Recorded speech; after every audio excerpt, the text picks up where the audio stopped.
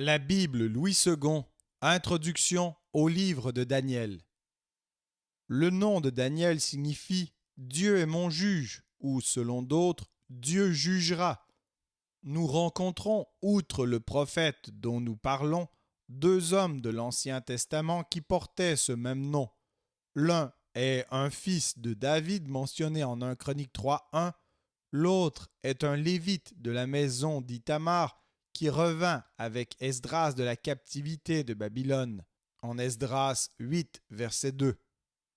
Commençons par exposer ce qui ressort du livre de Daniel touchant sa personne et son histoire. D'après Daniel 1:3, Daniel paraît avoir été de la race royale et être né à Jérusalem. Dans tous les cas, il descendait d'une famille illustre.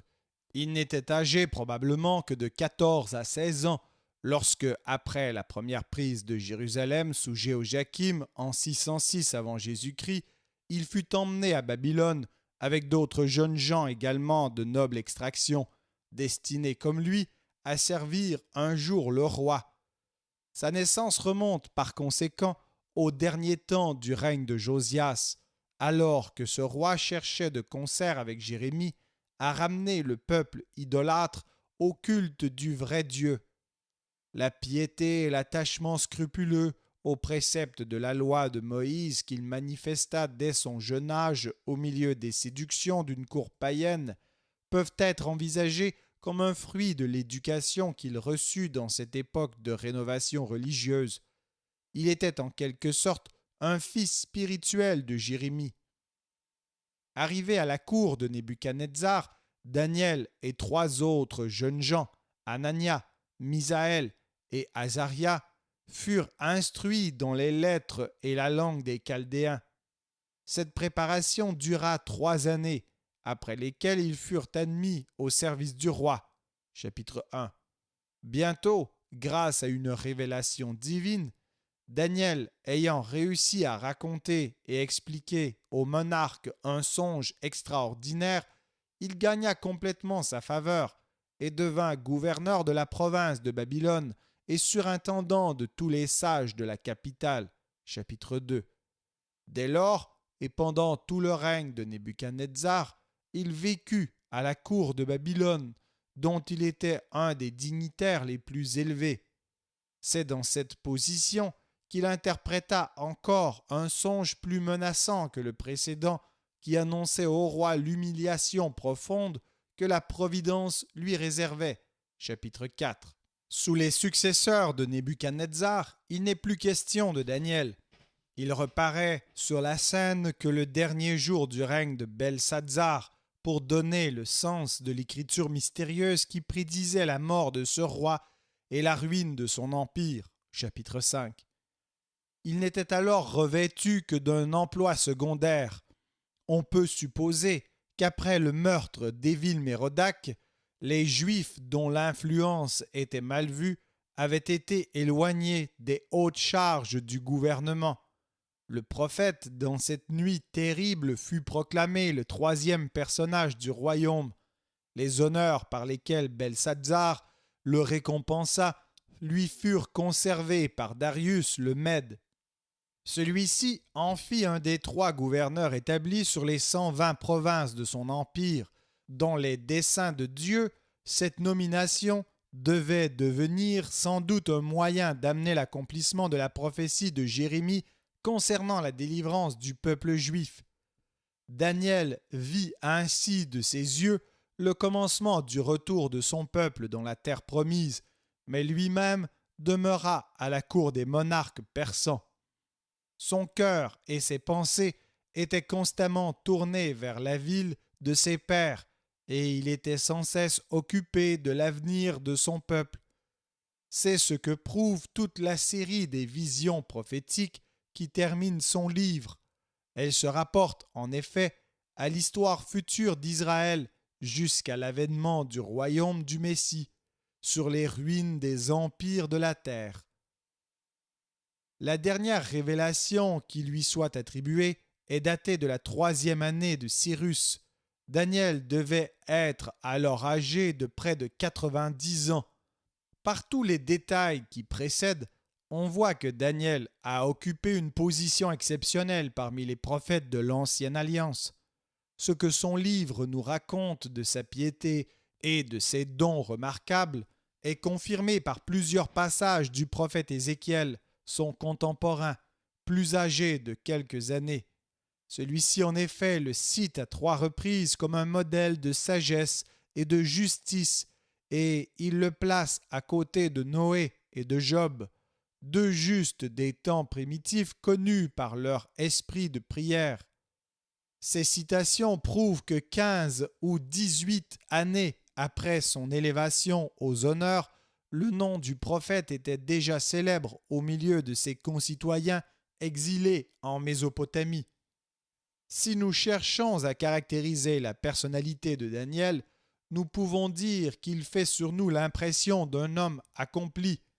Il se distingue également par sa foi, par son humilité, par son patriotisme et par sa fidélité.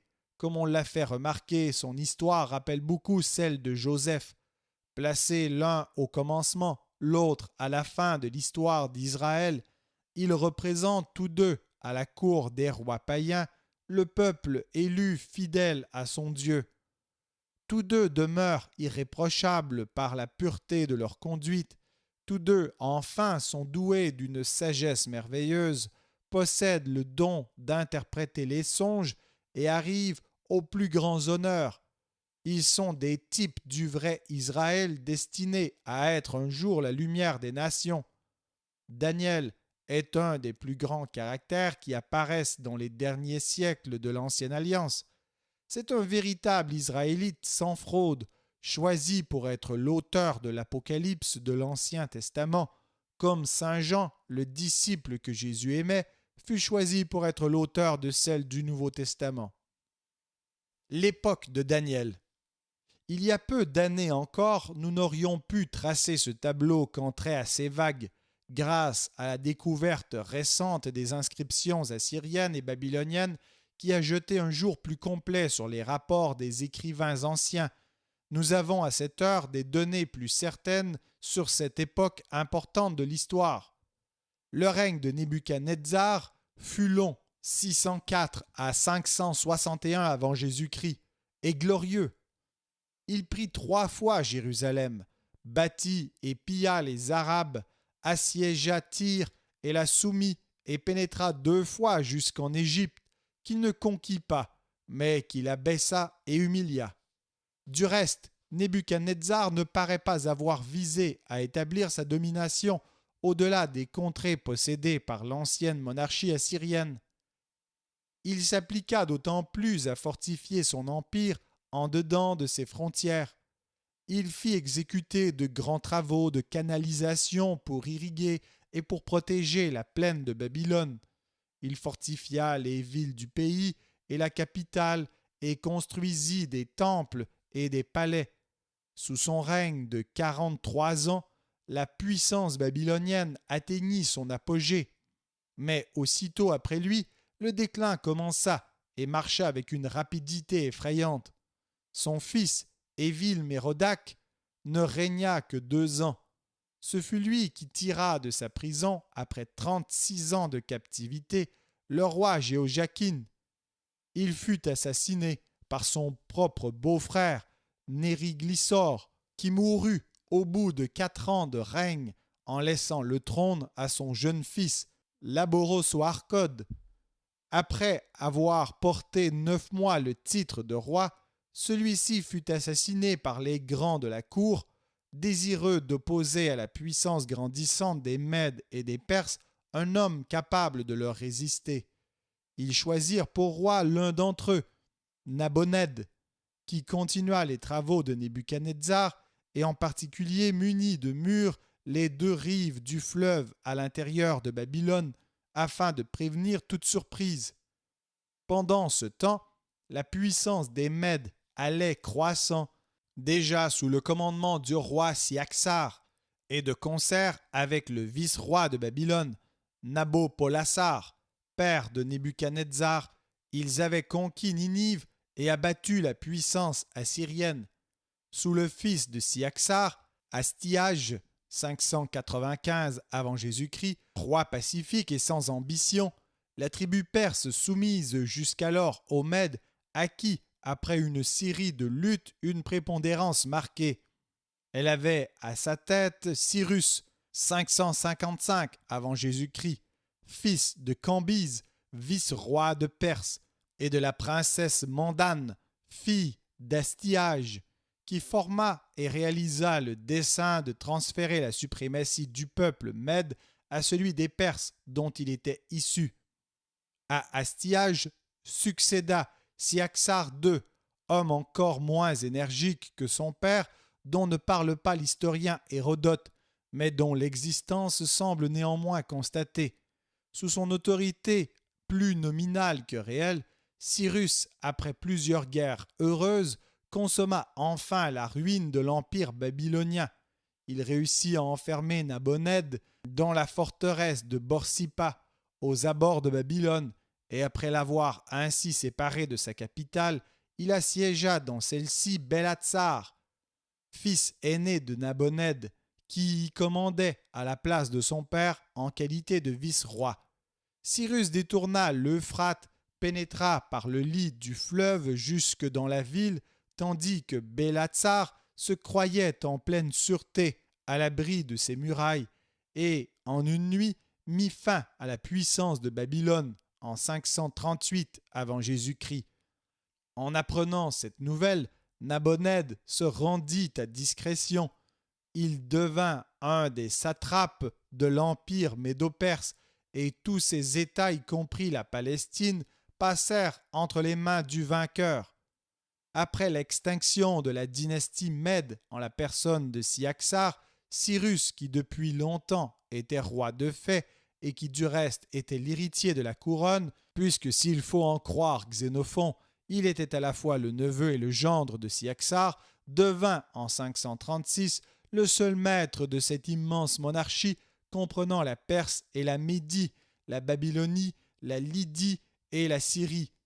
Un des premiers usages qu'il fit de sa nouvelle autorité fut d'accorder aux Juifs exilés à Babylone la permission de retourner dans leur patrie. Cyrus mourut en 527. Quant au livre de Daniel, son ordonnance est très simple. Il se compose de deux parties d'égale longueur, l'une historique, l'autre prophétique, disposées chacune selon l'ordre chronologique. Première partie, chapitres 1 à 6, elle renferme le récit d'événements remarquables de la vie de Daniel et celle de ses trois amis. La deuxième partie, chapitres 7 à 12, renfermant 4 visions. Les deux premières sont datées de la première et de la troisième année de Belshazzar et sont par conséquent antérieures au fer à compter. La troisième est datée de la première année de Darius, 538 avant Jésus-Christ, et la quatrième de la troisième année de Cyrus, 534 avant Jésus-Christ, et elle est donc postérieure de 2 ans au retour de la captivité. Ce livre ne se donne point comme ayant été composé par le prophète lui-même. Dans toute la partie historique, il est parlé de Daniel à la troisième personne. Dans la notice qui ouvre la série des visions, le rédacteur se distingue expressément de Daniel, dont le songe est ensuite raconté à la première personne. Une autre particularité de ce livre, c'est que, tel que nous le possédons, il est écrit en 2 langues, d'abord en hébreu, puis à partir du chapitre 2, verset 4, où les mages répondent à Nebuchadnezzar en araméen. Cette dernière langue, au lieu de cesser, comme on pourrait s'y attendre à la fin de la partie historique, au chapitre 6, empiète sur la partie prophétique et continue jusqu'à la fin du chapitre 7 pour faire de nouveau place à l'hébreu. Placé au centre des 2 monarchies babylonienne et persane, Daniel contemple le panorama de l'histoire universelle. Son livre présente sous forme de prophétie un tableau abrégé de l'histoire du monde depuis Nebuchadnezzar, l'an 600 avant Jésus-Christ, jusqu'à l'établissement définitif et encore à venir du royaume messianique.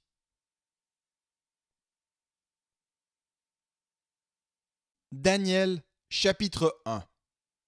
La 3e année du règne de Joachim, roi de Juda, Nebuchadnezzar, roi de Babylone, marcha contre Jérusalem et l'assiégea. Le Seigneur livra entre ses mains Joachim, roi de Juda, et une partie des ustensiles de la maison de Dieu. Nebuchadnezzar emporta les ustensiles au pays de Shinéar, dans la maison de son Dieu. Il les mit dans la maison du trésor de son Dieu. Le roi donna l'ordre à Ashpenaz, chef de ses eunuques, d'amener quelques-uns des enfants d'Israël de race royale ou de famille noble, de jeunes garçons sans défaut corporel, beaux de figure, doués de sagesse, d'intelligence et d'instruction, capables de servir dans le palais du roi, et à qui l'on enseignerait les lettres et la langue des Chaldéens. Le roi leur assigna pour chaque jour une portion des mets de sa table et du vin dont ils buvaient. Voulant les élever pendant 3 années, au bout desquelles ils seraient au service du roi. Il y avait parmi eux, d'entre les enfants de Juda, Daniel, Anania, Miskaël et Azaria. Le chef des eunuques leur donna des noms, à Daniel celui de Belshazzar, à Anania celui de Shadrach, à Mishaël celui de Méshach et à Azaria celui d'Abed-Négo. Daniel résolut de ne pas se souiller par les mets du roi et par le vin dont le roi buvait, et il pria le chef des eunuques de ne pas l'obliger à se souiller. Dieu fit trouver à Daniel faveur et grâce devant le chef des eunuques. Le chef des eunuques dit à Daniel : « Je crains mon seigneur le roi, qui a fixé ce que vous devez manger et boire, car pourquoi verrait-il votre visage plus abattu que celui des jeunes gens de votre âge ? Vous exposeriez ma tête auprès du roi. » Alors Daniel dit à l'intendant à qui le chef des eunuques avait remis la surveillance de Daniel, de Anania, de Mishaël et d'Azaria : « Éprouve tes serviteurs pendant 10 jours, et qu'on nous donne des légumes à manger et de l'eau à boire. Tu regarderas ensuite notre visage et celui des jeunes gens qui mangent les mets du roi, et tu agiras avec tes serviteurs d'après ce que tu auras vu. » Il leur accorda ce qu'ils demandaient, et les éprouva pendant 10 jours. Au bout de 10 jours, ils avaient meilleur visage et plus d'embonpoint que tous les jeunes gens qui mangeaient les mets du roi. L'intendant emportait les mets et le vin qui leur étaient destinés, et il leur donnait des légumes. Dieu accorda à ces 4 jeunes gens de la science, de l'intelligence, dans toutes les lettres et de la sagesse, et Daniel expliquait toutes les visions et tous les songes. Au terme fixé par le roi pour qu'on les lui amenât, le chef des eunuques les présenta à Nebuchadnezzar. Le roi s'entretint avec eux, et parmi tous ces jeunes gens, il n'en trouva aucun comme Daniel, Anania, Mishaël et Azaria. Ils furent donc admis au service du roi. Sur tous les objets qui réclamaient de la sagesse et de l'intelligence et sur lesquels le roi les interrogeait, il les trouvait 10 fois supérieurs à tous les magiciens et astrologues qui étaient dans tout son royaume. Ainsi fut Daniel jusqu'à la première année du roi Cyrus.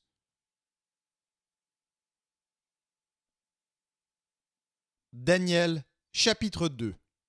La seconde année du règne de Nebuchadnezzar, Nebuchadnezzar eut des songes.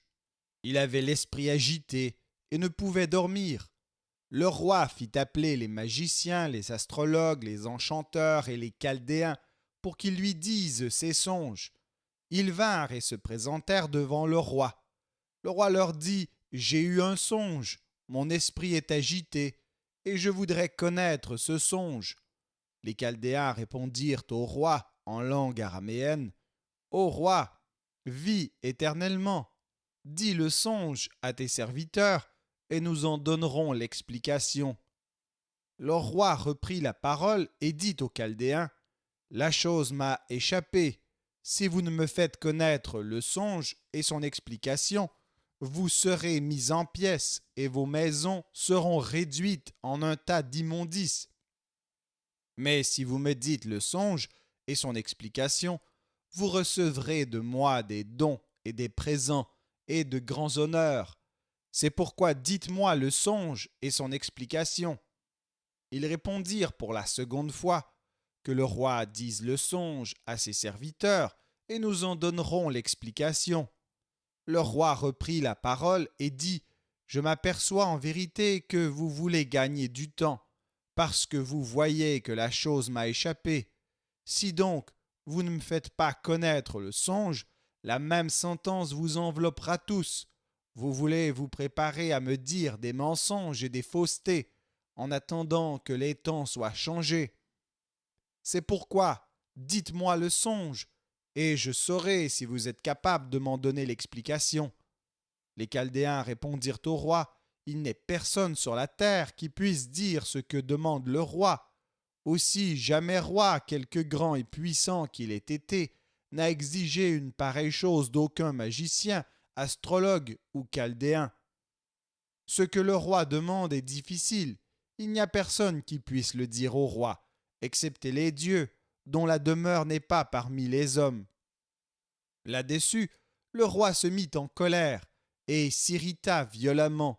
Il ordonna qu'on fasse périr tous les sages de Babylone. La sentence fut publiée.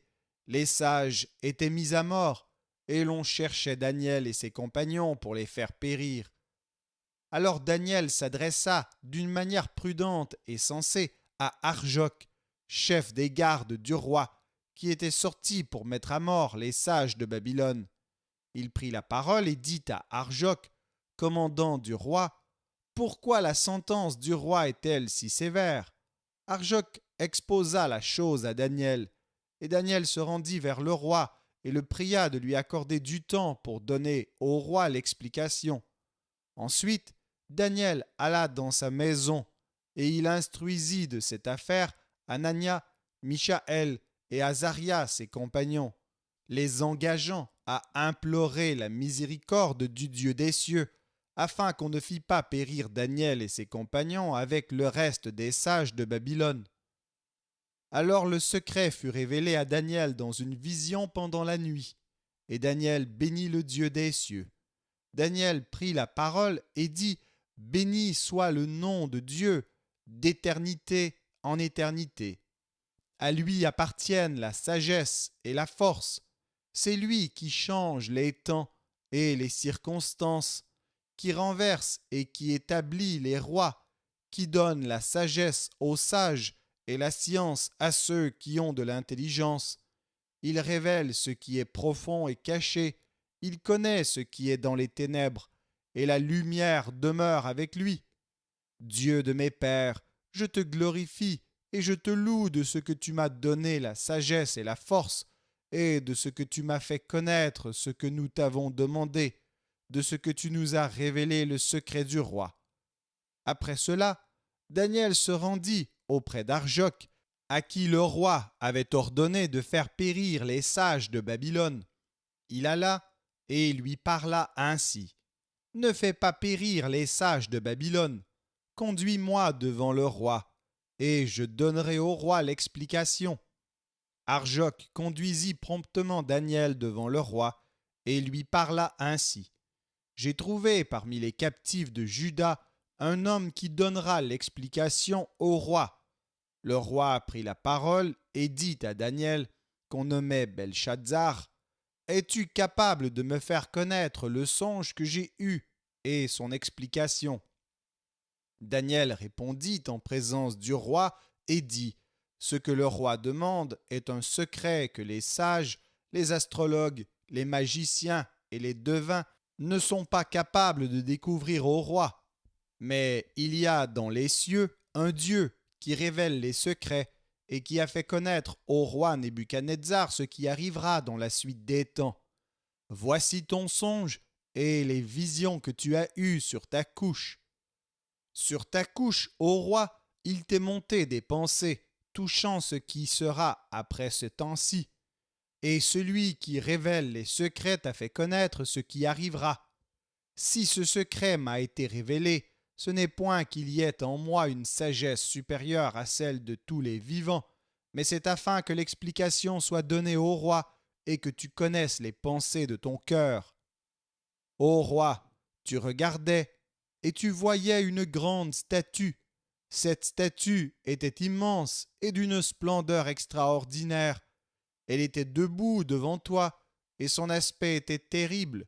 La tête de cette statue était d'or pur, sa poitrine et ses bras étaient d'argent, son ventre et ses cuisses étaient d'airain, ses jambes de fer, ses pieds en partie de fer et en partie d'argile.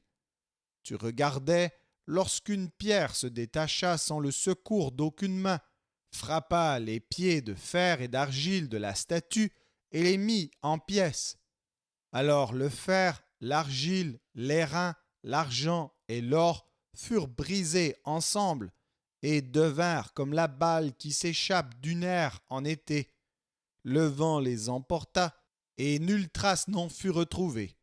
Mais la pierre qui avait frappé la statue devint une grande montagne et remplit toute la terre. Voilà le songe. Nous en donnerons l'explication devant le roi.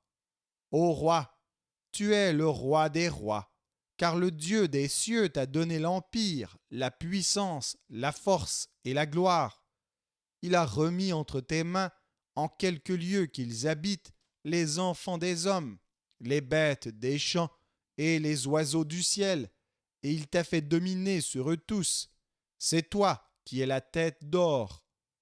Après toi, il s'élèvera un autre royaume, moindre que le tien, puis un troisième royaume qui sera d'airain et qui dominera sur toute la terre.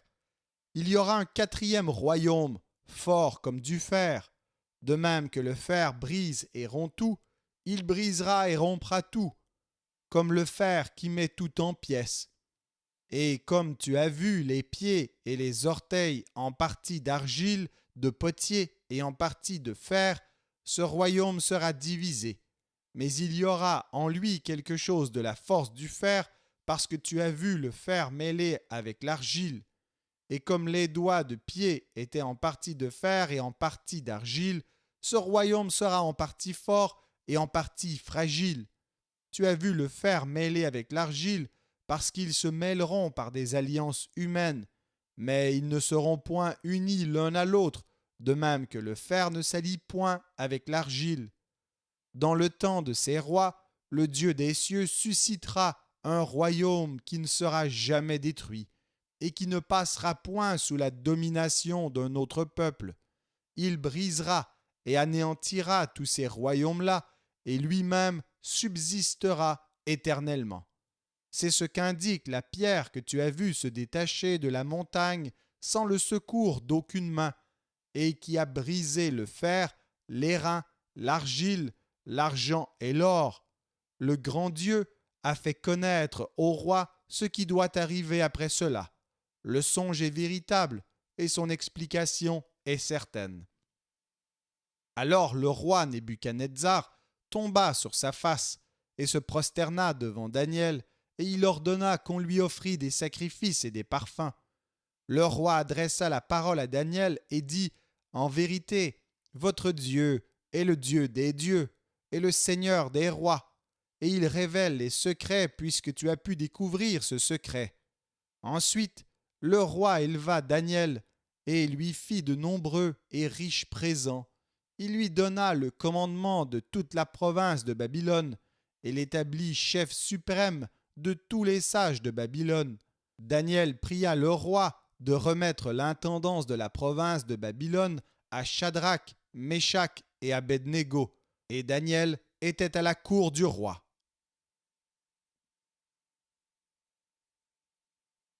Daniel, chapitre 3. Le roi Nebuchadnezzar fit une statue d'or, haute de 60 coudées et large de 6 coudées. Il la dressa dans la vallée de Dura, dans la province de Babylone. Le roi Nebuchadnezzar fit convoquer les satrapes, les intendants et les gouverneurs, les grands juges, les trésoriers, les jurisconsultes, les juges et tous les magistrats des provinces pour qu'ils se rendissent à la dédicace de la statue qu'avait élevée le roi Nebuchadnezzar. Alors les satrapes, les intendants et les gouverneurs, les grands juges, les trésoriers, les jurisconsuls, les juges et tous les magistrats des provinces s'assemblèrent pour la dédicace de la statue qu'avait élevée le roi Nebuchadnezzar. Ils se placèrent devant la statue qu'avait élevée Nebuchadnezzar. Un héros cria à haute voix: « Voici ce qu'on vous ordonne, peuple, nation, hommes de toute langue. Au moment où vous entendrez le son de la trompette, du chalumeau, de la guitare, de la sambuc, du psalterion, de la cornemuse et de toutes sortes d'instruments de musique, vous vous prosternerez et vous adorerez la statue d'or qu'a élevée le roi Nebuchadnezzar. Quiconque ne se prosternera pas et n'adorera pas sera jeté à l'instant même au milieu d'une fournaise ardente. C'est pourquoi, au moment où tous les peuples entendirent le son de la trompette, du chalumeau, de la guitare, de la sambuc, du psalterion et de toutes sortes d'instruments de musique, tous les peuples, les nations, les hommes de toute langue se prosternèrent et adorèrent la statue d'or qu'avait élevée le roi Nebuchadnezzar. À cette occasion, et dans le même temps, quelques Chaldéens s'approchèrent et accusèrent les Juifs. Ils prirent la parole et dirent au roi Nebuchadnezzar: « Ô roi, vis éternellement. Tu as donné un ordre d'après lequel tous ceux qui entendraient le son de la trompette, du chalumeau, de la guitare, de la sambuc, du psalterion, de la cornemuse et de toutes sortes d'instruments devraient se prosterner et adorer la statue d'or, et d'après lequel quiconque ne se prosternerait pas et n'adorerait pas serait jeté au milieu d'une fournaise ardente. Or, il y a des Juifs à qui tu as remis l'intendance de la province de Babylone, Shadrach, Méshach et Abednego, hommes qui ne tiennent aucun compte de toi, ô roi. Ils ne servent pas tes dieux et ils n'adorent point la statue d'or que tu as élevée. » Alors Nebuchadnezzar, irrité et furieux, donna l'ordre qu'on amenât Shadrach, Méshach et Abednego, et ces hommes furent amenés devant le roi. Nebuchadnezzar prit la parole et leur dit: « Est-ce de propos délibérés, Shadrach, Méshach et Abednego, que vous ne servez pas mes dieux et que vous n'adorez pas la statue d'or que j'ai élevée? Maintenant, tenez-vous prêts, et au moment où vous entendrez le son de la trompette, du chalumeau, de la guitare, de la sambuc, du psalterion, de la cornemuse et de toutes sortes d'instruments, vous vous prosternerez et vous adorerez la statue que j'ai faite. Si vous ne l'adorez pas, vous serez jetés à l'instant même au milieu d'une fournaise ardente. Et quel est le Dieu qui vous délivrera de ma main? » Shadrach, Méshach et Abednego répliquèrent au roi Nebuchadnezzar: « Nous n'avons pas besoin de te répondre là-dessus. Voici notre Dieu que nous servons peut nous délivrer de la fournaise ardente, et il nous délivrera de ta main, ô roi. Sinon, sache, ô roi, que nous ne servirons pas tes dieux, et que nous n'adorerons pas la statue d'or que tu as élevée. » Sur quoi Nebuchadnezzar fut rempli de fureur, et il changea de visage en tournant ses regards contre Shadrach, Méshach et Abednego.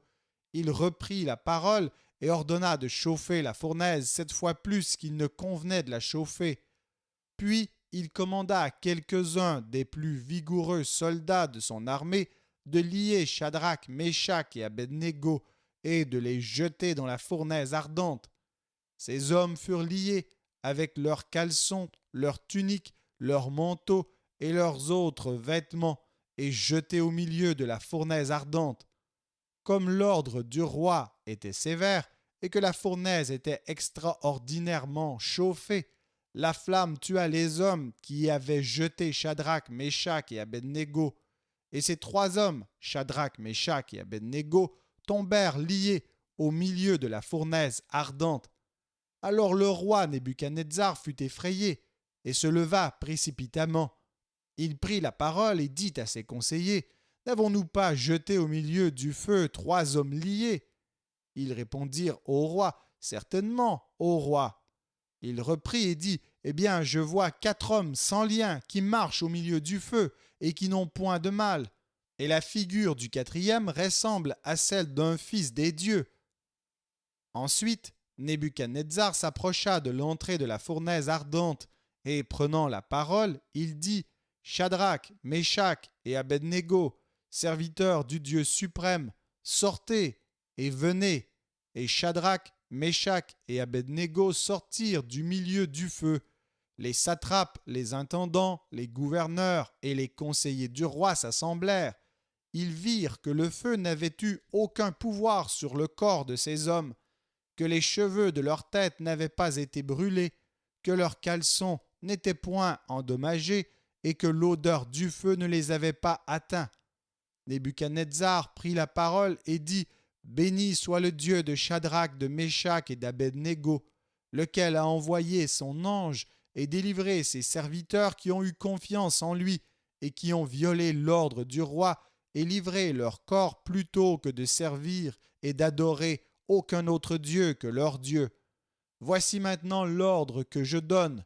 Tout homme, à quelque peuple, nation ou langue qu'il appartienne, qui parlera mal du Dieu de Shadrach, de Meshach et d'Abednego, sera mis en pièces, et sa maison sera réduite en un tas d'immondices, parce qu'il n'y a aucun autre Dieu qui puisse délivrer comme lui. » Après cela, le roi fit prospérer Shadrach, Meshach et Abednego dans la province de Babylone.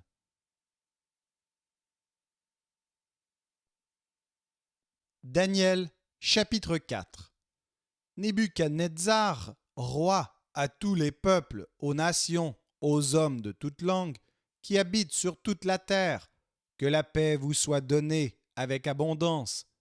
Il m'a semblé bon de faire connaître les signes et les prodiges que le Dieu suprême a opérés à mon égard. Que ces signes sont grands, que ces prodiges sont puissants. Son règne est un règne éternel, et sa domination subsiste de génération en génération. Moi, Nebuchadnezzar, je vivais tranquille dans ma maison, et heureux dans mon palais. J'ai eu un songe qui m'a effrayé. Les pensées dont j'étais poursuivi sur ma couche et les visions de mon esprit me remplissaient d'épouvante. J'ordonnai qu'on fît venir devant moi tous les sages de Babylone, afin qu'ils me donnassent l'explication du songe. Alors vinrent les magiciens, les astrologues, les chaldéens et les devins. Je leur dis le songe, et ils ne m'en donnèrent point l'explication. En dernier lieu se présenta devant moi Daniel, nommé Belshazzar, d'après le nom de mon Dieu, et qui a en lui l'esprit des dieux saints. Je lui dis le songe: Belshazzar, chef des magiciens, qui a en toi, je le sais, l'esprit des dieux saints, et pour qui aucun secret n'est difficile, donne-moi l'explication des visions que j'ai eues en songe. Voici les visions de mon esprit pendant que j'étais sur ma couche. Je regardais, et voici il y avait au milieu de la terre un arbre d'une grande hauteur. Cet arbre était devenu grand et fort, sa cime s'élevait jusqu'aux cieux, et on le voyait des extrémités de toute la terre. Son feuillage était beau, et ses fruits abondants. Il portait de la nourriture pour tous. Les bêtes des champs s'abritaient sous son ombre, les oiseaux du ciel faisaient leur demeure parmi ses branches, et tout être vivant tirait de lui sa nourriture. Dans la vision de mon esprit que j'avais sur ma couche, je regardais, et voici un de ceux qui veillent et qui sont saints descendit des cieux. Il cria avec force et parla ainsi: Abattez l'arbre et coupez ses branches, secouez le feuillage et dispersez les fruits, que les bêtes fuient de dessous et les oiseaux du milieu de ses branches. Mais laissez en terre le tronc où se trouvent les racines, et liez-le avec des chaînes de fer et d'airain parmi l'herbe des champs, qu'il soit trempé de la rosée du ciel, et qu'il ait comme les bêtes l'herbe de la terre pour partage. Son cœur d'homme lui sera ôté, et un cœur de bête lui sera donné, et 7 temps passeront sur lui. Cette sentence est un décret de ceux qui veillent. Cette résolution est un ordre des saints, afin que les vivants sachent que le Très-Haut domine sur le règne des hommes, qu'il le donne à qui il lui plaît, et qu'il y élève le plus vil des hommes. Voilà le songe que j'ai eu, moi, le roi Nebuchadnezzar. Toi, Belshazzar, donne-en l'explication, puisque tous les sages dans mon royaume ne peuvent me la donner. Toi, tu le peux, car tu as en toi l'esprit des dieux saints. Alors Daniel, nommé Belshazzar, fut un moment stupéfait, et ses pensées le troublaient. Le roi reprit et dit: Belshazzar, que le songe et l'explication ne te troublent pas. Et Belshazzar répondit: Mon Seigneur, que le songe soit pour tes ennemis et son explication pour tes adversaires.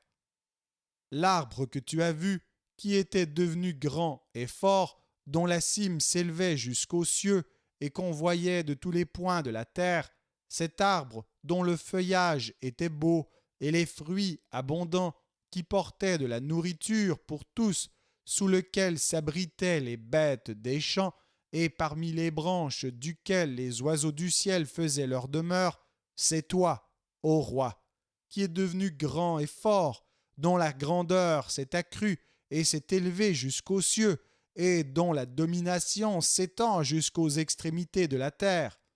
Le roi a vu l'un de ceux qui veillent et qui sont saints descendre des cieux et dire: Abattez l'arbre et détruisez-le, mais laissez en terre le tronc où se trouvent les racines, et liez-le avec des chaînes de fer et d'airain parmi l'herbe des champs, qu'il soit trempé de la rosée du ciel, et que son partage soit avec les bêtes des champs, jusqu'à ce que 7 ans soient passés sur lui. Voici l'explication, ô roi. Voici le décret du Très-Haut qui s'accomplira sur mon Seigneur le roi. On te chassera du milieu des hommes, tu auras ta demeure avec les bêtes des champs, et l'on te donnera comme aux bœufs de l'herbe à manger. Tu seras trempé de la rosée du ciel, et 7 ans passeront sur toi, jusqu'à ce que tu saches que le Très-Haut domine sur le règne des hommes, et qu'il le donne à qui il lui plaît. L'ordre de laisser le tronc où se trouvent les racines de l'arbre signifie que ton royaume te restera, quand tu reconnaîtras que celui qui domine est dans les cieux. C'est pourquoi, ô roi, puisse mon conseil te plaire. Mets un terme à tes péchés en pratiquant la justice, et à tes iniquités en usant de compassion envers les malheureux, et ton bonheur pourra se prolonger. Toutes ces choses se sont accomplies sur le roi Nebuchadnezzar. Au bout de 12 mois, comme il se promenait dans le palais royal à Babylone, le roi prit la parole et dit: N'est-ce pas ici Babylone, la grande, que j'ai bâtie, comme résidence royale par la puissance de ma force et pour la gloire de ma magnificence? La parole était encore dans la bouche du roi qu'une voix descendit du ciel. Apprends, roi Nebuchadnezzar, qu'on va t'enlever le royaume. On te chassera du milieu des hommes. Tu auras ta demeure avec les bêtes des champs. On te donnera comme aux bœufs de l'herbe à manger.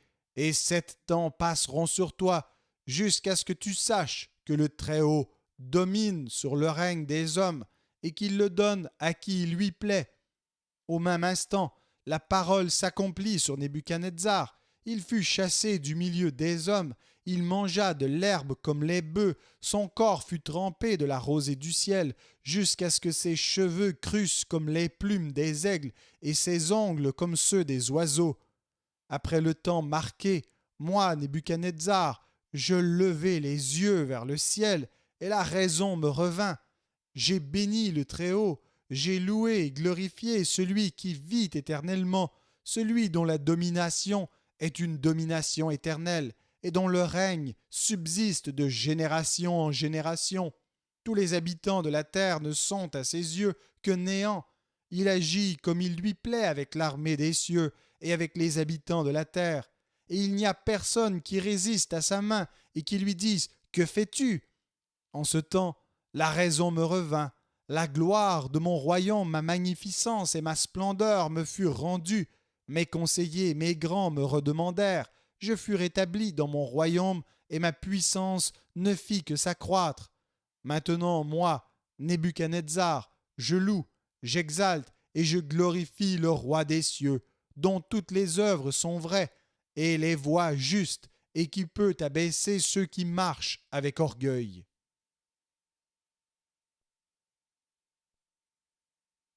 Daniel, chapitre 5. Le roi Belshazzar donna un grand festin à ses grands, au nombre de 1000, et il but du vin à leur présence.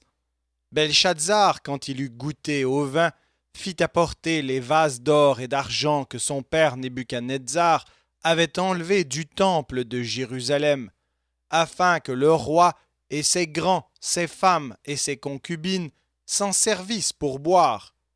Alors on apporta les vases d'or qui avaient été enlevés du temple de la maison de Dieu à Jérusalem.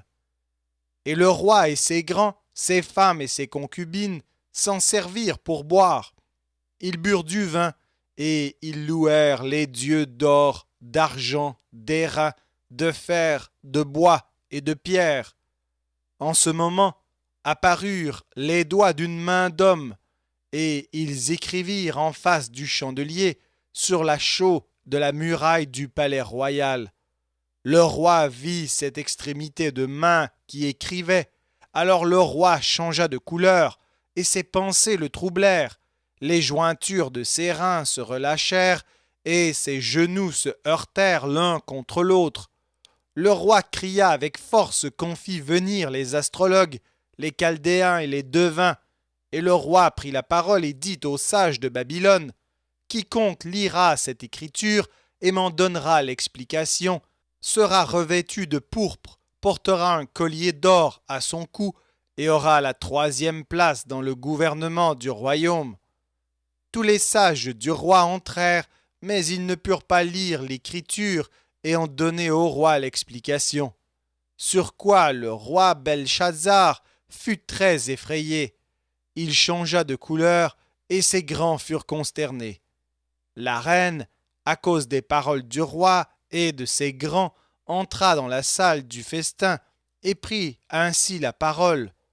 Ô roi, vis éternellement, que tes pensées ne te troublent pas et que ton visage ne change pas de couleur. Il y a dans ton royaume un homme qui a en lui l'esprit des dieux saints, et du temps de ton père, on trouva chez lui des lumières de l'intelligence et une sagesse semblable à la sagesse des dieux. Aussi le roi Nebuchadnezzar, ton père, l'établit chef des magiciens, des astrologues, des chaldéens, des devins, parce qu'on trouva chez lui, chez Daniel, nommé par le roi Belshazzar, un esprit supérieur, de la science et de l'intelligence, la faculté d'interpréter les songes, d'expliquer les énigmes et de résoudre les questions difficiles. Que Daniel soit donc appelé, et il donnera l'explication. Alors Daniel fut introduit devant le roi. Le roi prit la parole et dit à Daniel: Es-tu ce Daniel, l'un des captifs de Juda, que le roi mon père a amené de Juda? J'ai appris sur ton compte que tu as en toi l'esprit des dieux, et qu'on trouve chez toi des lumières, de l'intelligence et une sagesse extraordinaire. On vient d'amener devant moi les sages et les astrologues, afin qu'ils lussent cette écriture et m'en donnassent l'explication, mais ils n'ont pas pu donner l'explication des mots. J'ai appris que tu peux donner des explications et résoudre des questions difficiles. Maintenant, si tu peux lire cette écriture et m'en donner l'explication, tu seras revêtu de pourpre, tu porteras un collier d'or à ton cou, et tu auras la 3e place dans le gouvernement du royaume. Daniel répondit en présence du roi: Garde tes dons et accorde à un autre tes présents. Je lirai néanmoins l'écriture au roi, et je lui en donnerai l'explication. Ô roi, le Dieu suprême avait donné à Nebuchadnezzar ton père l'empire, la grandeur, la gloire et la magnificence, et à cause de la grandeur qu'il lui avait donnée, tous les peuples, les nations, les hommes de toute langue étaient dans la crainte et tremblaient devant lui. Le roi faisait mourir ceux qu'il voulait, et il laissait la vie à ceux qu'il voulait. Il élevait ceux qu'il voulait, et il abaissait ceux qu'il voulait. Mais lorsque son cœur s'éleva, et que son esprit s'endurcit jusqu'à l'arrogance, il fut précipité de son trône royal et dépouillé de sa gloire. Il fut chassé du milieu des enfants des hommes. Son cœur devint semblable à celui des bêtes, et sa demeure fut avec les ânes sauvages. On lui donna comme au bœuf de l'herbe à manger, et son corps fut trempé de la rosée du ciel, jusqu'à ce qu'il reconnût que le Dieu suprême domine sur le règne des hommes, et qu'il le donne à qui il lui plaît. Et toi, Belshazzar, son fils, tu n'as pas humilié ton cœur, quoique tu susses toutes ces choses. Tu t'es élevé contre le Seigneur des cieux. Les vases de sa maison ont été apportés devant toi, et vous vous en êtes servis pour boire du vin, toi et tes grands, tes femmes et tes concubines.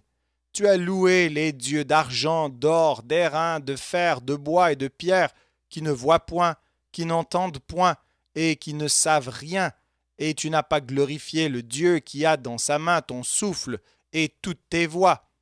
C'est pourquoi il a envoyé cette extrémité de main qui a tracé cette écriture. Voici l'écriture qui a été tracée. Comptez, comptez, pesez et divisez. Et voici l'explication de ces mots. Comptez, Dieu a compté ton règne et y a mis fin. Pesez, tu as été pesé dans la balance et tu as été trouvé léger. Divisé, ton royaume sera divisé et donné aux Mèdes et aux Perses. Aussitôt Belshazzar donna des ordres, et l'on revêtit Daniel de pourpre, on lui mit au cou un collier d'or, et on publia qu'il aurait la 3e place dans le gouvernement du royaume. Cette même nuit, Belshazzar, roi des Chaldéens, fut tué, et Darius, le Mède, s'empara du royaume, étant âgé de 62 ans.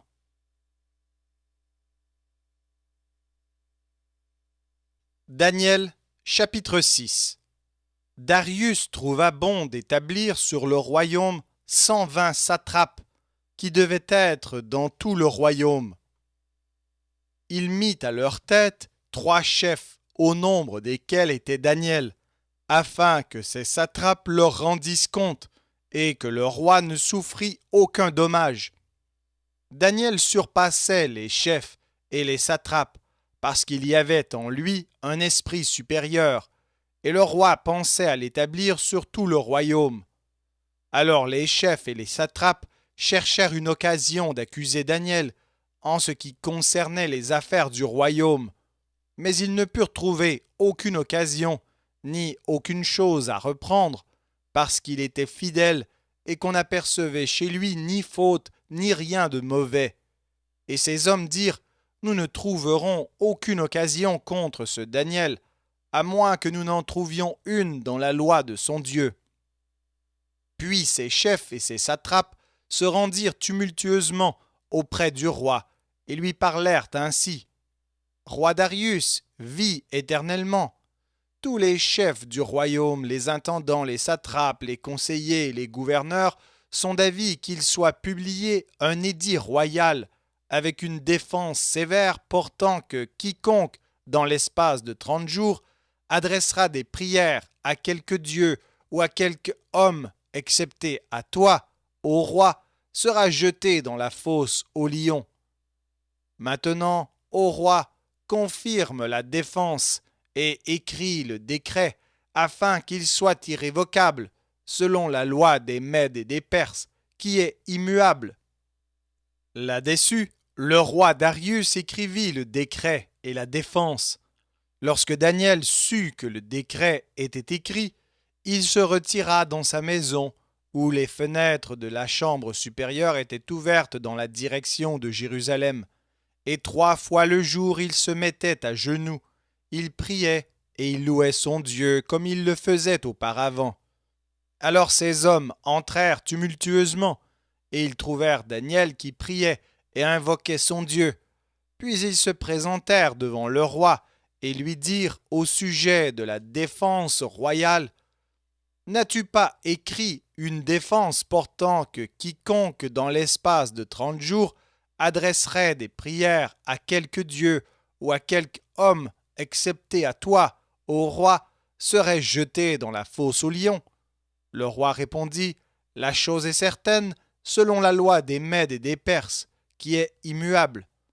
Ils prirent de nouveau la parole et dirent au roi: Daniel, l'un des captifs de Juda, n'a tenu aucun compte de toi, ô roi, ni de la défense que tu as écrite, et il fait sa prière 3 fois le jour.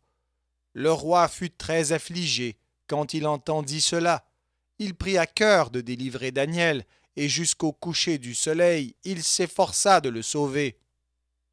Mais ces hommes insistèrent auprès du roi et lui dirent: Sache, ô roi, que la loi des Mèdes et des Perses exige que toute défense ou tout décret confirmé par le roi soit irrévocable. Alors le roi donna l'ordre qu'on amenât Daniel et qu'on le jetât dans la fosse aux lions. Le roi prit la parole et dit à Daniel: Puisse ton Dieu que tu sers avec persévérance te délivrer. On apporta une pierre et on la mit sur l'ouverture de la fosse. Le roi la scella de son anneau et de l'anneau de ses grands, afin que rien ne fût changé à l'égard de Daniel. Le roi se rendit ensuite dans son palais. Il passa la nuit à jeun. Il ne fit point venir de concubine auprès de lui, et il ne put se livrer au sommeil. Le roi se leva au point du jour avec l'aurore, et il alla précipitamment à la fosse aux lions. En s'approchant de la fosse, il appela Daniel d'une voix triste. Le roi prit la parole et dit à Daniel: Daniel, serviteur du Dieu vivant, ton Dieu que tu sers avec persévérance, a-t-il pu te délivrer des lions? Et Daniel dit au roi: Roi, vis éternellement. Mon Dieu a envoyé son ange et fermé la gueule des lions, qui ne m'ont fait aucun mal, parce que j'ai été trouvé innocent devant lui, et devant toi non plus, ô roi, je n'ai rien fait de mauvais. Alors le roi fut très joyeux, et il ordonna qu'on fît sortir Daniel de la fosse. Daniel fut retiré de la fosse, et on ne trouva sur lui aucune blessure, parce qu'il avait eu confiance en son Dieu. Le roi ordonna que ces hommes qui avaient accusé Daniel fussent amenés et jetés dans la fosse aux lions, eux, leurs enfants et leurs femmes, et avant qu'ils fussent parvenus au fond de la fosse, les lions les saisirent et brisèrent tous leurs os. Après cela, le roi Darius écrivit à tous les peuples, à toutes les nations, aux hommes de toute langue qui habitaient sur toute la terre: Que la paix vous soit donnée avec abondance. J'ordonne que dans toute l'étendue de mon royaume, on ait de la crainte et de la frayeur pour le Dieu de Daniel, car il est le Dieu vivant, et il subsiste éternellement. Son royaume ne sera jamais détruit, et sa domination durera jusqu'à la fin. C'est lui qui délivre et qui sauve, qui opère des signes et des prodiges dans les cieux et sur la terre. C'est lui qui a délivré Daniel de la puissance des lions. Daniel prospéra sous le règne de Darius et sous le règne de Cyrus, le Perse.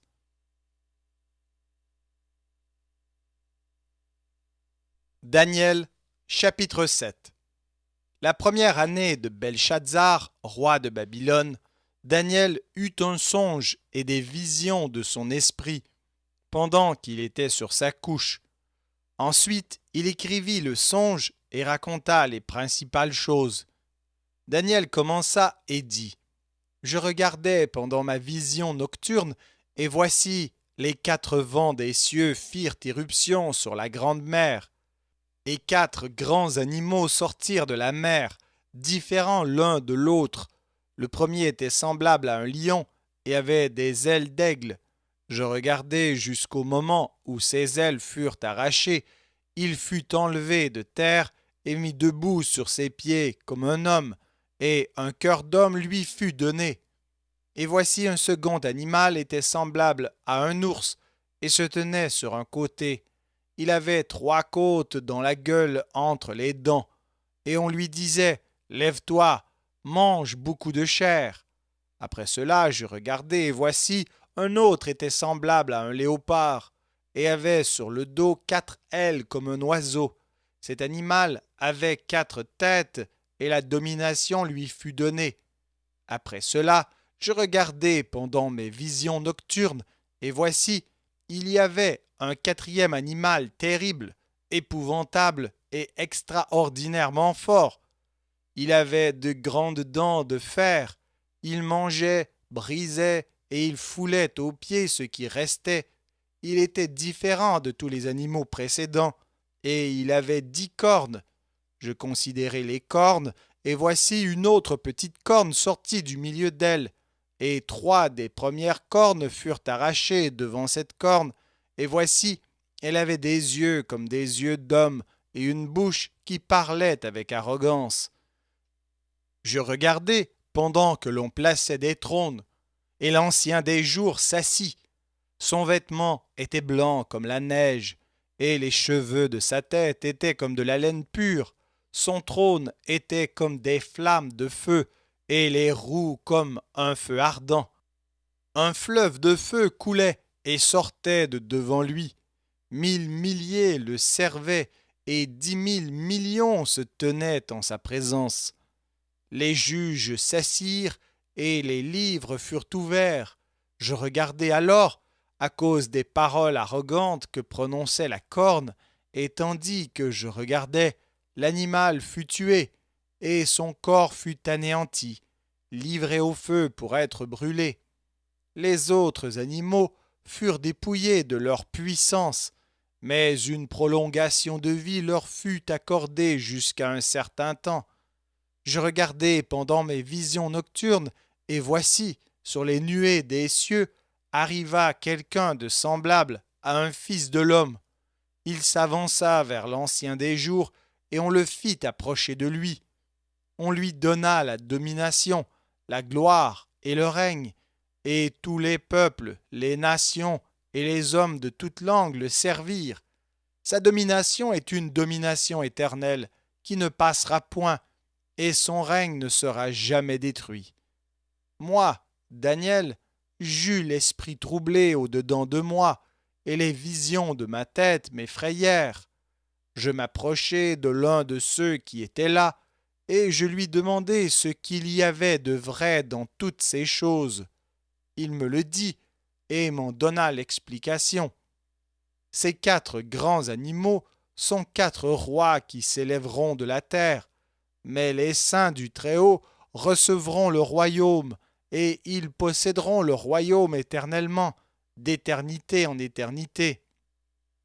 Ensuite, je désirais savoir la vérité sur le 4e animal, qui était différent de tous les autres, extrêmement terrible, qui avait des dents de fer et des ongles d'airain, qui mangeait, brisait et foulait aux pieds ce qui restait.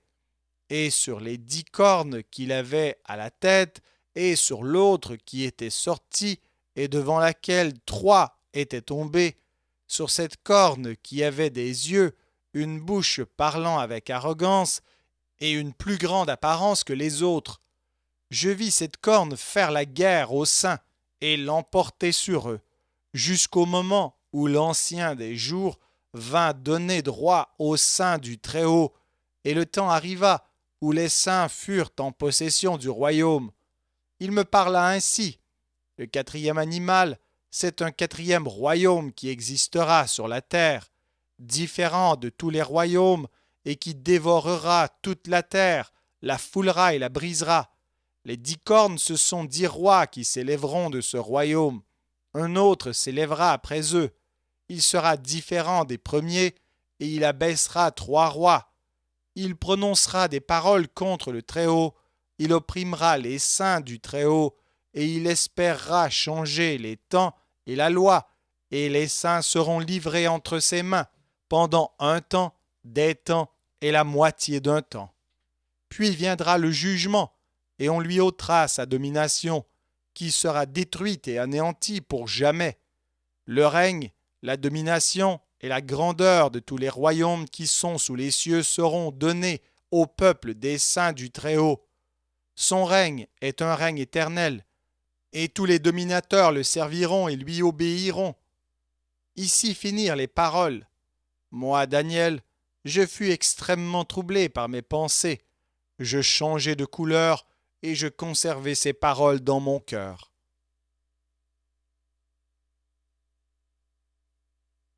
Daniel, chapitre 8. La 3e année du règne du roi Belshazzar, moi, Daniel, j'eus une vision, outre celle que j'avais eue précédemment. Lorsque j'eus cette vision, il me sembla que j'étais à Suse, la capitale, dans la province d'Élam, et pendant ma vision, je me trouvais près du fleuve du Laï. Je levai les yeux, je regardai, et voici, un bélier se tenait devant le fleuve, et il avait des cornes. Ces cornes étaient hautes, mais l'une était plus haute que l'autre, et elle s'éleva la dernière. Je vis le bélier qui frappait de ses cornes à l'Occident, au septentrion et au Midi. Aucun animal ne pouvait lui résister, et il n'y avait personne pour délivrer ses victimes.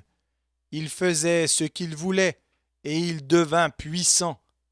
Comme je regardais attentivement, voici, un bouc venait de l'Occident et parcourait toute la terre à sa surface, sans la toucher. Ce bouc avait une grande corne entre les yeux. Il arriva jusqu'au bélier qui avait des cornes et que j'avais vu se tenant devant le fleuve, et il courut sur lui dans toute sa fureur. Je le vis qui s'approchait du bélier et s'irritait contre lui. Il frappa le bélier et lui brisa les 2 cornes, sans que le bélier eût la force de lui résister. Il le jeta par terre et le foula, et il n'y eut personne pour délivrer le bélier. Le bouc devint très puissant, mais lorsqu'il fut puissant, sa grande corne se brisa. 4 grandes cornes s'élevèrent pour la remplacer aux 4 vents des cieux. De l'une d'elles sortit une petite corne qui s'agrandit beaucoup vers le Midi, vers l'Orient et vers le plus beau des pays. Elle s'éleva jusqu'à l'armée des cieux. Elle fit tomber à terre une partie de cette armée des étoiles, et elle les foula. Elle s'éleva jusqu'au chef de l'armée, lui enleva le sacrifice perpétuel et renversa le lieu de son sanctuaire. L'armée fut livrée avec le sacrifice perpétuel à cause du péché. La corne jeta la vérité par terre et réussit dans ses entreprises. J'entendis parler un saint, et un autre saint dit à celui qui parlait: pendant combien de temps s'accomplira la vision sur le sacrifice perpétuel et sur le péché dévastateur? Jusqu'à quand le sanctuaire et l'armée seront-ils foulés?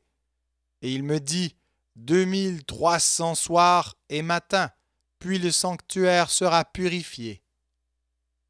Tandis que moi, Daniel, j'avais cette vision et que je cherchais à la comprendre, voici, quelqu'un qui avait l'apparence d'un homme se tenait devant moi.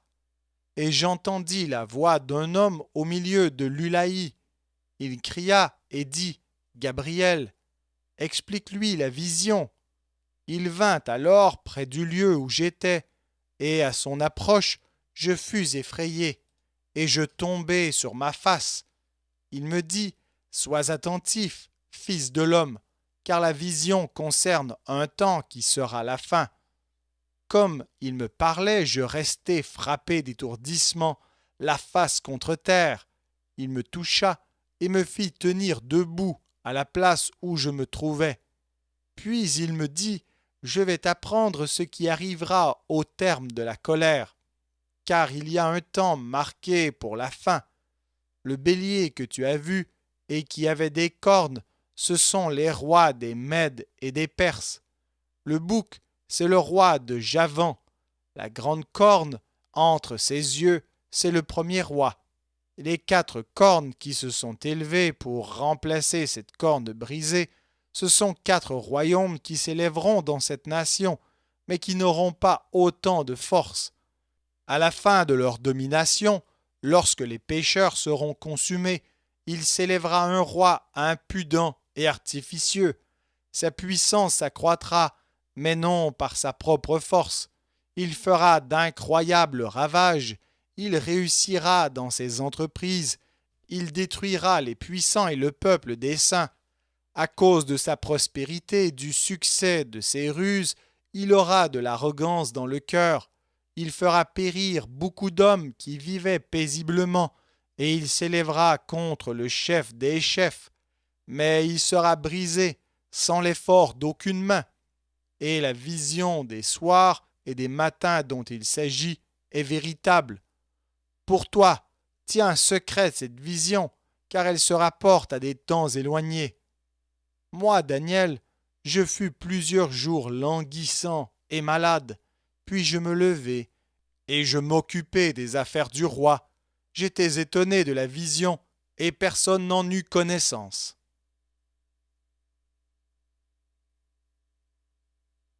Daniel, chapitre 9. La première année de Darius, fils d'Assuérus de la race des Mèdes, lequel était devenu roi du royaume des Chaldéens, la première année de son règne, moi, Daniel, je vis par les livres qu'il devait s'écouler 70 ans pour les ruines de Jérusalem, d'après le nombre des années dont l'Éternel avait parlé à Jérémie le prophète. Je tournai ma face vers le Seigneur Dieu, afin de recourir à la prière et aux supplications, en jeûnant et en prenant le sac et la cendre. Je priai l'Éternel mon Dieu, et je lui fis cette confession. Seigneur, Dieu grand et redoutable, toi qui gardes ton alliance et qui fais miséricorde à ceux qui t'aiment et qui observent tes commandements, nous avons péché, nous avons commis l'iniquité, nous avons été méchants et rebelles, nous nous sommes détournés de tes commandements et de tes ordonnances. Nous n'avons pas écouté tes serviteurs, les prophètes, qui ont parlé en ton nom à nos rois, à nos chefs, à nos pères et à tout le peuple du pays. À toi, Seigneur, est la justice, et à nous la confusion de face. En ce jour, aux hommes de Juda, aux habitants de Jérusalem, et à tout Israël, à ceux qui sont près et à ceux qui sont loin dans tous les pays où tu les as chassés à cause des infidélités dont ils se sont rendus coupables envers toi. Seigneur, à nous la confusion de face, à nos rois, à nos chefs et à nos pères, parce que nous avons péché contre toi, auprès du Seigneur notre Dieu, la miséricorde et le pardon, car nous avons été rebelles envers lui. Nous n'avons pas écouté la voix de l'Éternel notre Dieu pour suivre ses lois qu'il avait mises devant nous par ses serviteurs les prophètes. Tout Israël a transgressé ta loi et s'est détourné pour ne pas écouter ta voix. Alors se sont répandues sur nous les malédictions et les imprécations qui sont écrites dans la loi de Moïse, serviteur de Dieu, parce que nous avons péché contre Dieu. Il a accompli les paroles qu'il avait prononcées contre nous et contre nos chefs qui nous ont gouvernés. Il a fait venir sur nous une grande calamité, et il n'en est jamais arrivé sous le ciel entier une semblable à celle qui est arrivée à Jérusalem. Comme cela est écrit dans la loi de Moïse, toute cette calamité est venue sur nous, et nous n'avons pas imploré l'Éternel notre Dieu. Nous ne nous sommes pas détournés de nos iniquités, nous n'avons pas été attentifs à ta vérité. L'Éternel a veillé sur cette calamité et l'a fait venir sur nous, car l'Éternel notre Dieu est juste dans toutes les choses qu'il a faites. Mais nous n'avons pas écouté sa voix. Et maintenant, Seigneur notre Dieu, toi qui as fait sortir ton peuple du pays d'Égypte par ta main puissante, et qui t'es fait un nom comme il l'est aujourd'hui, nous avons péché, nous avons commis l'iniquité. Seigneur, selon ta grande miséricorde, que ta colère et ta fureur se détournent de ta ville, de Jérusalem, de ta montagne sainte, car, à cause de nos péchés et des iniquités de nos pères, Jérusalem et ton peuple sont en opprobre à tous ceux qui nous entourent. Maintenant donc, ô notre Dieu, écoute la prière et les supplications de ton serviteur, et pour l'amour du Seigneur, fais briller ta face sur ton sanctuaire dévasté. Mon Dieu, prête l'oreille et écoute.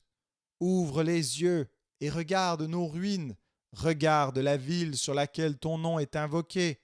Car ce n'est pas à cause de notre justice que nous te présentons nos supplications, c'est à cause de tes grandes compassions. Seigneur, écoute. Seigneur, pardonne. Seigneur, sois attentif. Agis et ne tarde pas, par amour pour toi, ô mon Dieu, car ton nom est invoqué sur ta ville et sur ton peuple. Je parlais encore, je priais, je confessais mon péché et le péché de mon peuple d'Israël, et je présentais mes supplications à l'Éternel mon Dieu, en faveur de la sainte montagne de mon Dieu. Je parlais encore dans ma prière quand l'homme, Gabriel, que j'avais vu précédemment dans une vision, s'approcha de moi d'un vol rapide au moment de l'offrande du soir. Il m'instruisit et s'entretint avec moi. Il me dit, Daniel, je suis venu maintenant pour ouvrir ton intelligence. Lorsque tu as commencé à prier, la parole est sortie, et je viens pour te l'annoncer, car tu es un bien-aimé. Sois attentif à la parole et comprends la vision. 70 semaines ont été fixées sur ton peuple et sur ta ville sainte pour faire cesser les transgressions et mettre fin au péché, pour expier l'iniquité et amener la justice éternelle, pour sceller la vision et le prophète et pour oindre le Saint des saints. Sache-le donc et comprends. Depuis le moment où la parole a annoncé que Jérusalem sera rebâtie jusqu'à loin au conducteur, il y a 7 semaines.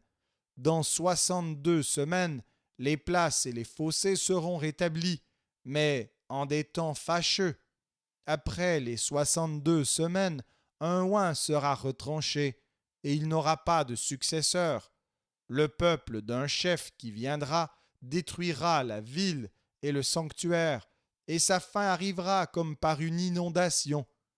Il est arrêté que les dévastations dureront jusqu'au terme de la guerre. Il fera une solide alliance avec plusieurs pour une semaine, et durant la moitié de la semaine, il fera cesser le sacrifice et l'offrande. Le dévastateur commettra les choses les plus abominables jusqu'à ce que la ruine et ce qui a été résolu fondent sur le dévastateur.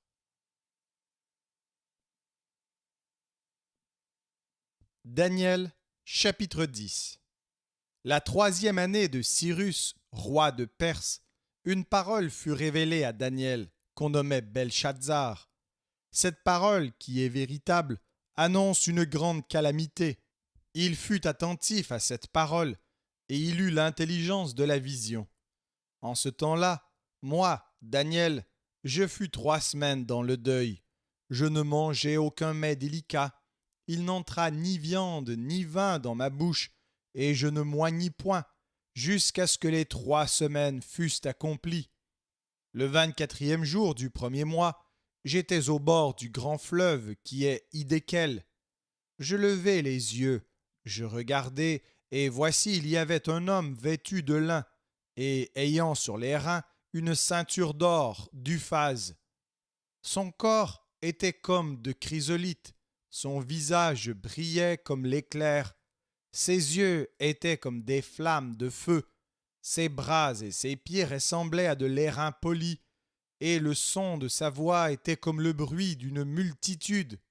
Moi, Daniel, je vis seul la vision, et les hommes qui étaient avec moi ne la virent point, mais ils furent saisis d'une grande frayeur, et ils prirent la fuite pour se cacher. Je restai seul, et je vis cette grande vision. Les forces me manquèrent, mon visage changea de couleur et fut décomposé, et je perdis toute vigueur. J'entendis le son de ces paroles, et comme j'entendais le son de ces paroles, je tombai frappé d'étourdissement, la face contre terre. Et voici, une main me toucha, et secoua mes genoux et mes mains.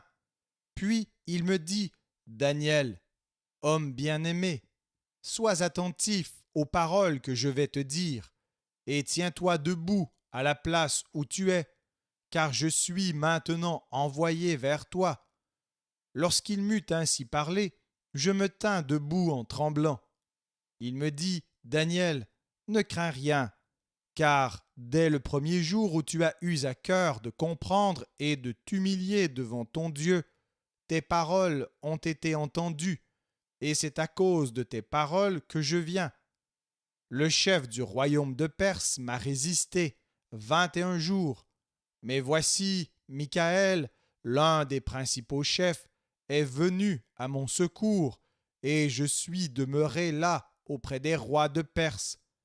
Je viens maintenant pour te faire connaître ce qui doit arriver à ton peuple dans la suite des temps, car la vision concerne encore ces temps-là. » Tandis qu'il m'adressait ces paroles, je dirigeai mes regards vers la terre, et je gardai le silence. Et voici, quelqu'un qui avait l'apparence des fils de l'homme toucha mes lèvres. J'ouvris la bouche, je parlai, et je dis à celui qui se tenait devant moi, « Mon Seigneur, la vision m'a rempli d'effroi, et j'ai perdu toute vigueur. Comment le serviteur de mon Seigneur pourrait-il parler à mon Seigneur? Maintenant les forces me manquent, et je n'ai plus de souffle. » Alors celui qui avait l'apparence d'un homme me toucha de nouveau et me fortifia. Puis il me dit, « Ne crains rien, homme bien-aimé, que la paix soit avec toi. Courage, courage. » Et comme il me parlait, je repris des forces, et je dis, « Que mon Seigneur parle, car tu m'as fortifié. » Il me dit, « Sais-tu pourquoi je suis venu vers toi? Maintenant je m'en retourne pour combattre le chef de la Perse, et quand je partirai, voici, le chef de Javan viendra. Mais je veux te faire connaître ce qui est écrit dans le livre de la vérité. Personne ne m'aide contre cela, excepté Michaël, votre chef. »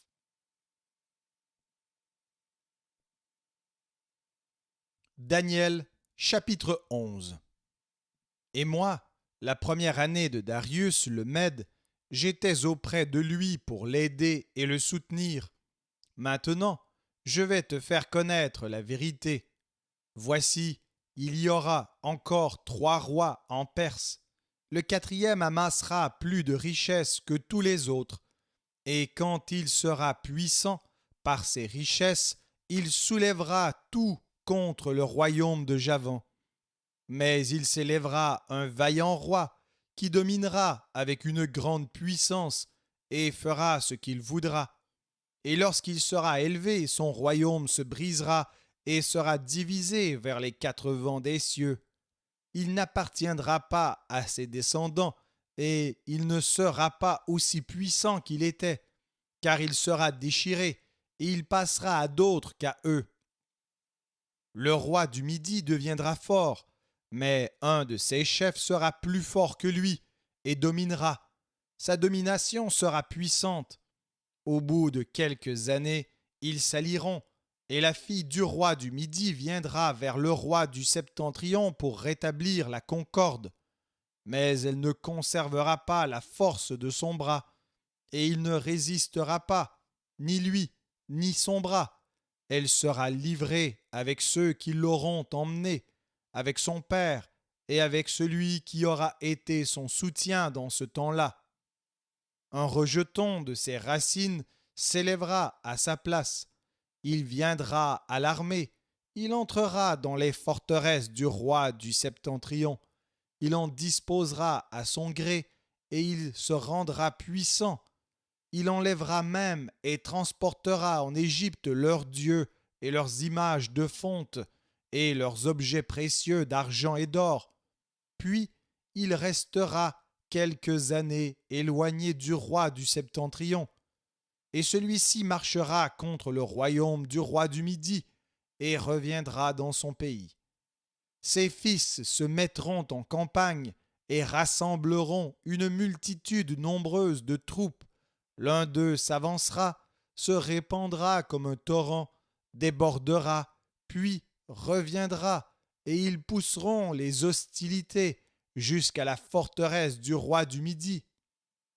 Le roi du Midi s'irritera, il sortira et attaquera le roi du Septentrion.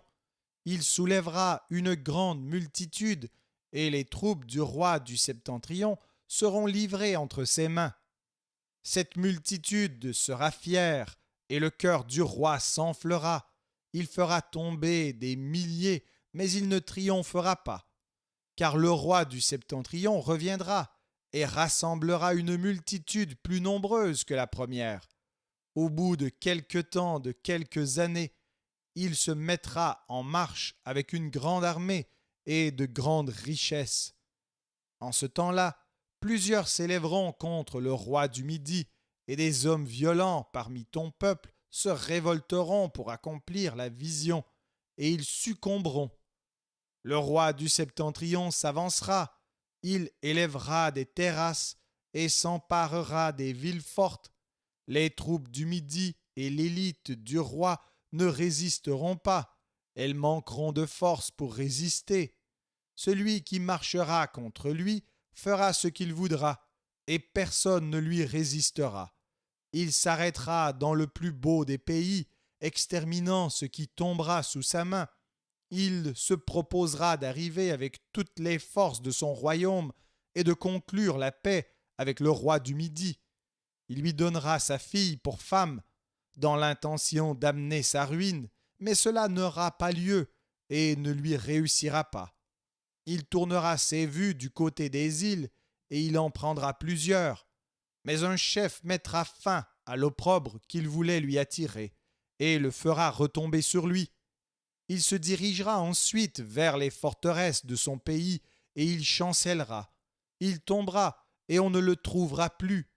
Celui qui le remplacera fera venir un exacteur dans la plus belle partie du royaume, mais en quelques jours il sera brisé, et ce ne sera ni par la colère ni par la guerre.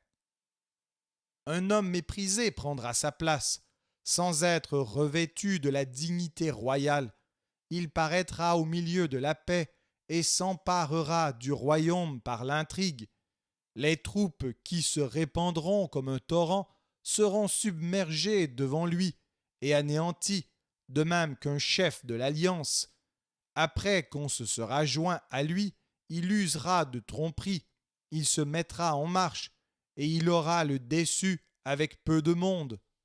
Il entrera au sein de la paix, dans les lieux les plus fertiles de la province. Il fera ce que n'avaient pas fait ses pères, ni les pères de ses pères. Il distribuera le butin, les dépouilles et les richesses. Il formera des projets contre les forteresses, et cela pendant un certain temps. À la tête d'une grande armée, il emploiera sa force et son ardeur contre le roi du Midi, et le roi du Midi s'engagera dans la guerre avec une armée nombreuse et très puissante. Mais il ne résistera pas, car on méditera contre lui de mauvais desseins. Ceux qui mangeront des mets de sa table causeront sa perte. Ses troupes se répandront comme un torrent, et les morts tomberont en grand nombre. Les deux rois chercheront en leur cœur à faire le mal, et à la même table ils parleront avec fausseté. Mais cela ne réussira pas, car la fin n'arrivera qu'au temps marqué. Il retournera dans son pays avec de grandes richesses. Il sera dans son cœur hostile à l'alliance sainte. Il agira contre elle, puis retournera dans son pays. À une époque fixée, il marchera de nouveau contre le Midi. Mais cette dernière fois, les choses ne se passeront pas comme précédemment. Des navires de Kittim s'avanceront contre lui. Découragé, il rebroussera, puis, furieux contre l'Alliance sainte, il ne restera pas inactif. À son retour, il portera ses regards sur ceux qui auront abandonné l'Alliance sainte. Des troupes se présenteront sur son ordre, elles profaneront le sanctuaire, la forteresse, elles feront cesser le sacrifice perpétuel et dresseront l'abomination du dévastateur. Il séduira par des flatteries les traîtres de l'alliance, mais ceux du peuple qui connaîtront leur Dieu agiront avec fermeté. et les plus sages parmi eux donneront instruction à la multitude. Il en est qui succomberont pour un temps à l'épée et à la flamme, à la captivité et au pillage. Dans le temps où ils succomberont, ils seront un peu secourus, et plusieurs se joindront à eux, par hypocrisie. Quelques-uns des hommes sages succomberont, afin qu'ils soient épurés, purifiés et blanchis jusqu'au temps de la fin, car elle n'arrivera qu'au temps marqué. Le roi fera ce qu'il voudra, il s'élèvera, il se glorifiera au-dessus de tous les dieux, et il dira des choses incroyables contre le Dieu des dieux. Il prospérera jusqu'à ce que la colère soit consommée, car ce qui est arrêté s'accomplira. Il n'aura égard ni au Dieu de ses pères, ni à la divinité qui fait les délices des femmes. Il n'aura égard à aucun Dieu, car il se glorifiera au-dessus de tous. Toutefois, il honorera le Dieu des forteresses sur son piédestal. À ce Dieu que ne connaissaient pas ses pères, il rendra des hommages avec de l'or et de l'argent, avec des pierres précieuses et des objets de prix. C'est avec le Dieu étranger qu'il agira contre les lieux fortifiés, et il comblera d'honneur ceux qui le reconnaîtront. Il les fera dominer sur plusieurs. Il leur distribuera des terres pour récompense. Au temps de la fin, le roi du Midi se heurtera contre lui, et le roi du Septentrion fondra sur lui comme une tempête, avec des chars et des cavaliers, et avec de nombreux navires. Il s'avancera dans les terres, se répandra comme un torrent et débordera. Il entrera dans le plus beau des pays, et plusieurs succomberont. Mais Édom, Moab et les principaux des enfants d'Ammon seront délivrés de sa main. Il étendra sa main sur divers pays, et le pays d'Égypte n'échappera point. Il se rendra maître des trésors d'or et d'argent et de toutes les choses précieuses de l'Égypte. Les Libyens et les Éthiopiens seront à sa suite. Des nouvelles de l'Orient et du Septentrion viendront l'effrayer, et il partira avec une grande fureur pour détruire et exterminer des multitudes. Il dressera les tentes de son palais entre les mers vers la glorieuse et sainte montagne, puis il arrivera à la fin, sans que personne lui soit en aide.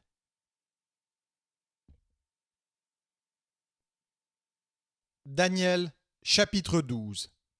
En ce temps-là se lèvera Michaël, le grand chef, le défenseur des enfants de ton peuple, et ce sera une époque de détresse, telle qu'il n'y en a point eu de semblable depuis que les nations existent jusqu'à cette époque.